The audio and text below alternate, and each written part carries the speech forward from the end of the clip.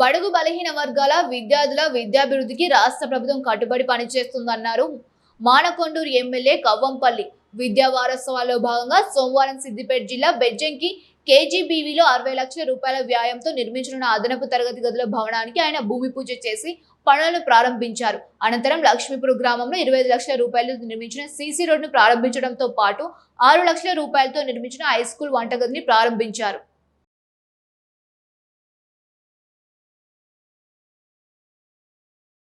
అదనపు గదుల కోసం నాబార్డ్ నిధుల కింద 60 లక్షల రూపాయలు కేటాయించడం జరిగింది. ఈరోజు దానికి భూమి పూజ కూడా చేసుకోవడం జరిగింది. ఎప్పుడైతే నేను ఎమ్మెల్యే అయిన తర్వాత స్కూల్ ఇన్ఛార్జ్ ఎవరైతే ఉన్నారో వారు చెప్పిన వెంటనే అదనపు తరగతుల కోసం ఆనాడు ఉన్న కలెక్టర్ మను చౌదరి గారు 24 లక్షలతోని పైన డార్మెటరీ కట్టించడం జరిగింది. అదేవిధంగా ఇప్పుడు ఇంటర్మీడియట్ పిల్లలకు రూములు సరిపోవట్లేదంటే అదనపు గదుల కోసం 60 లక్షలు కేటాయించి ఒక ఫ్లోర్ మళ్ళీ వేయడం జరిగింది.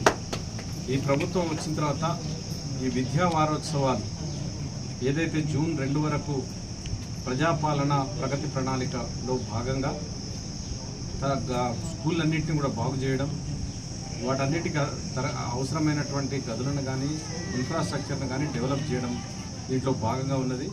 ఈరోజు మీరు అందరూ చూస్తారు.